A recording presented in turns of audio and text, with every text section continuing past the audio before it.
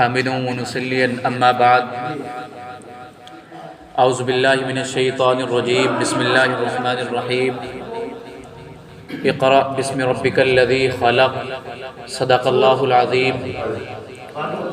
قال النبي صلى الله عليه وسلم طلب العلم فریضۃ علی کل مسلم و مسلمہ۔ محترم سامعین، پچھلے جمعے کے اندر آپ کے سامنے نماز کے متعلق کچھ باتیں بیان کی گئی تھی۔ اس مرتبہ دوسرے عنوان سے آپ کے سامنے باتیں کی جا رہی ہیں، جس کا موضوع یہ ہے کہ دینی تعلیم کیوں ضروری ہے اور دینی تعلیم کے کیا کیا فائدے ہیں۔ حضرات، میں نے ابھی آپ حضرات کے سامنے قرآن مقدس کی ایک چھوٹی سی آیت تلاوت کی، اور وہ آیت جس کو اللہ رب العزت نے اپنے آقا نامدار محمد عربی صلی اللہ علیہ وسلم پر سب سے پہلے یہ آیت نازل فرمائی۔ یہ وہ زمانہ ہے کہ جب دنیا کے اندر تاریکیاں اور اندھیروں کی گھٹا چھائی ہوئی ہے، چاروں طرف ظلم و ستم کے انبار لگے ہوئے ہیں، شرک و بدعات، رسومات اور بے تحاشا گناہ عمل میں آ رہے ہیں، تو اسی وقت اللہ رب العزت اپنے حبیب محمد عربی صلی اللہ علیہ وسلم پر یہ آیت نازل فرماتے ہیں، اقرأ باسم ربک الذی خلق۔ حضرت جبرائیل علیہ السلام یہ میسیج، یہ پیغام، یہ سندیش ہم سب کے آقا نامدار پر لا کر عرض کرتے ہیں کہ اللہ نے یہ پیغام بھیجا ہے۔ حضرات، اس کے بعد میں نے نبی اکرم صلی اللہ علیہ وسلم کی ایک حدیث آپ کے سامنے پیش کی، جس کا مفہوم، مطلب، ترجمہ یہ ہے کہ علم کا حاصل کرنا ہر مسلمان مرد اور عورت پر فرض ہے۔ حضرات گرامی، علم دین کا حاصل کرنا یعنی کہ دینی تعلیم کا حاصل کرنا فرض بیان کیا گیا ہے۔ دینی تعلیم سے مراد یہ ہے کہ کم از کم ہمارے اندر اتنا علم ہونا ضروری ہے جس سے ہماری نماز پاکی کا جو طریقہ ہے، اس کے علاوہ دیگر جائز اور ناجائز جو امور اور کام ہوتے ہیں، حرام چیزیں اور حلال چیزیں، ان میں جو فرق ہوتا ہے، تو اللہ کے حبیب محمد عربی صلی اللہ علیہ وسلم نے یہ بیان کیا ہے۔ لیکن ایک زمانہ ایسا ہوا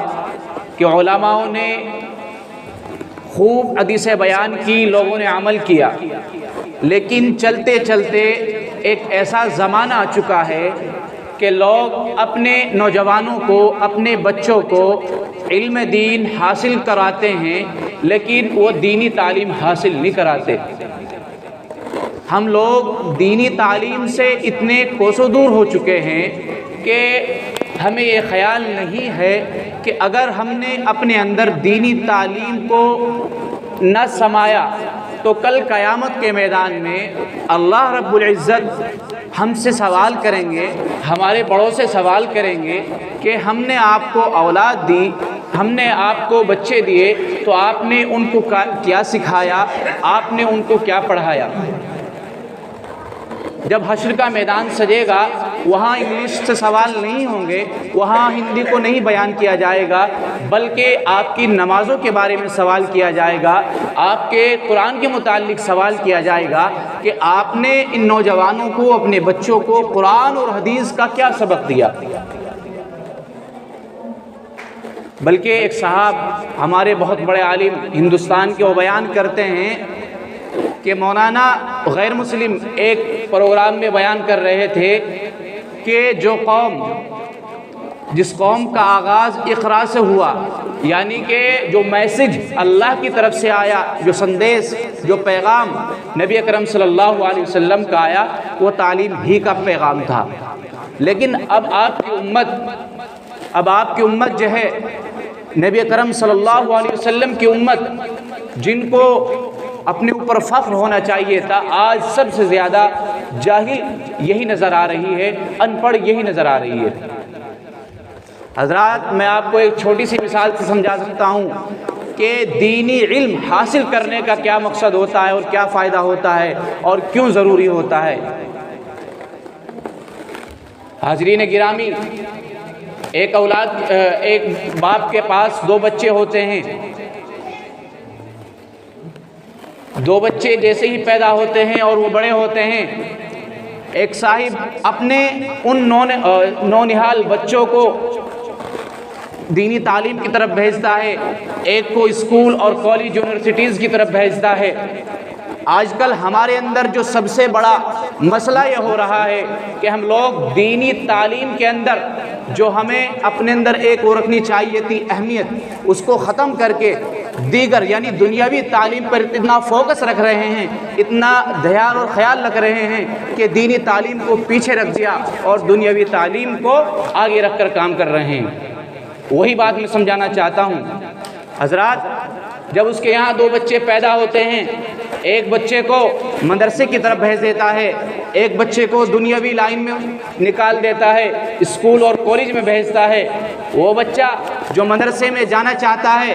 اس کا خیال نہیں رکھتا، صبح سویرے اٹھتا ہے، یہ نہیں معلوم اس بچے کو قاعدہ یا سپارہ دینا ہے، اس بچے کے اساتذہ سے ٹیچر سے کیا بات کرنی ہے، یہ نہیں معلوم گاؤں کے مدرسہ فیض الرشید میں جا رہا ہے یا مدرسہ مفتاح العلوم میں جا رہا ہے، اس کا ذرہ برابر بھی کوئی خیال نہیں ہے۔ لیکن وہ دوسرا بچہ جس کو اسکول اور یونیورسٹیز میں پڑھا رہا ہے، اس کو باقاعدہ صبح والدین اس کے ماں باپ تیار ہو جاتے ہیں، کھڑے ہو جاتے ہیں، اس کو نہلا دیتے ہیں، غسل کراتے ہیں، بہترین کپڑے پہناتے ہیں اور اس کے لانے لے جانے کا انتظام کرتے ہیں، بہترین فیس ادا کرتے ہیں۔ لیکن جو بچہ دینی تعلیم حاصل کر رہا ہے، اس کے والدین کو یہ تک معلوم نہیں ہے کہ ہمارا یہ بچہ مدرسے میں جا رہا ہے یا نہیں جا رہا ہے، ہمیں کوئی خیال نہیں ہے۔ لیکن دنیاوی تعلیم کو حاصل کرنے کے لیے بچے کی فیس بھی ادا کر رہے ہیں اور اس کے ٹیچروں سے یہ بھی معلوم کر رہے ہیں ہمارا بچہ کس پوزیشن میں ہے، کہاں تک بڑھ چکا ہے۔ تو حضرات، یہی بچے جو بڑا ہوتے ہیں، وہ لے دے کے بیچارہ قرآن پڑھتا ہے، حفظ قرآن ہو جاتا ہے، آگے بڑھتا ہے، عالم دین بن جاتا ہے۔ اسی طریقے سے یہ بھی بچہ جس کے لیے اپنے مال،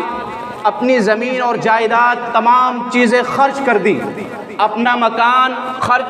بیچ کر خود کرائے پہ رہنے لگا، تمام ساز و سامان جتنا ہو سکتا تھا اس دنیاوی لائن میں لگا دیا، وہ بچہ اپنی کوششوں سے، محنتوں سے پڑھ کر عالم دین بن جاتا ہے۔ ایک وقت ایسا آتا ہے کہ اس کے والدین بڑھاپے کو پہنچ جاتے ہیں، طرح طرح کی بیماریاں عائد ہو جاتی ہیں۔ اب وہ والدین اپنے اس مشفق بچے کی طرف نہیں بڑھتے جس نے دینی تعلیم حاصل کی، بلکہ اس بچے کی طرف جاتے ہیں جس کے لیے اپنی زمین اور جائیداد اور تمام چیزیں خرچ کر کے اس کو پڑھایا۔ والدین بڑھاپے میں پہنچتے ہیں، بیماری ہو جاتی ہے، اس بچے پہ کال کرتے ہیں، بچے ہم پریشان ہیں، طرح طرح کی بیماریوں میں ملوث ہیں، آپ تشریف لائیں، ہماری خدمت کریں، ہو سکتا ہے ڈاکٹروں کے پاس لے جائیں، کچھ انتظام کرائیں۔ وہ بچہ جو انجینئر بن چکا ہے، وہ بچہ جو آفیسر بن چکا ہے، ڈاکٹر بن چکا ہے، اس کے جوابات یہ ہوتے ہیں کہ میں بھی مشغول ہوں، بیزی ہوں، میرے پاس اتنا وقت نہیں ہے کہ میں آپ کی خدمت کے لیے اپنے گھر آ جاؤں۔ لیکن جو ہی اس بچے کے پاس کال کی جاتی ہے یا فون کیا جاتا ہے، وہ بچہ فوراً اپنے والدین کی طرف روانہ ہوتا ہے اور روانہ ہونے کے بعد ان کے تمام علاج و معالج کا انتظام کرتا ہے، ان کی خدمت گزاری کرتا ہے۔ تو حضرات، بڑھاپے کے بعد بھی ایک زمانہ ایسا آتا ہے کہ وہ ماں باپ دنیا سے رخصت ہو جاتے ہیں۔ وہ نوجوان جس کے لیے دنیا کی تمام زمین اور جائیداد خرچ کی، جب اس کے والدین کا انتقال ہوتا ہے، فون کیا جاتا ہے کہ اے نوجوان، تیرے والدین اس دنیا سے گزر گئے، اس وقت وہ بھی آ جاتا ہے اور وہ بچہ جو دینی تعلیم حاصل کر کے مدرسوں میں عالم دین بن جاتا ہے، دونوں آ جاتے ہیں۔ والدین کی میت رکھی ہوئی ہے، محلے والے رشتہ دار احباب کہتے ہیں کہ بھائی دونوں دوست یہاں آ جائیں، ان کے سامنے جو ہو سکتا ہے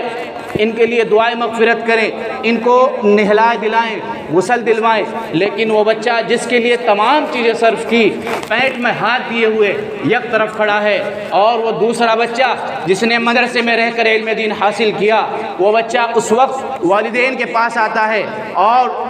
آ کر سینے کا بوسہ دیتا ہے، چہرے پر ہاتھ پھیرتا ہے، اور اس کے بعد غسل دلواتا ہے۔ اور یہاں تک ہی نہیں، جب میت کو مدرسے میں یا قبرستان میں اٹھا کر لے جایا جاتا ہے تو وہ بچہ جس کے لیے زمین جائیداد دنیا کی بہترین چیزیں خرچ کی تھی، وہ ایک طرف ہو کر اپنے مدرسے میں کھڑا ہوا ہے، نماز پڑھنے کے لیے تیار نہیں ہے۔ بلکہ جو بچہ مدرسے میں رہ کر علم دین حاصل کر کے آیا ہے، وہ اس وقت اپنے والدین کے سینے کے برابر میں کھڑا ہوتا ہے اور دعائیں مغفرت کرتا ہے، اللہم اغفر لحینا ومیتنا وشاہدنا وغائبنا وکبیرنا وصغیرنا، اپنے والدین کے لیے مغفرت کی دعا کرتا ہے۔ تو حضرات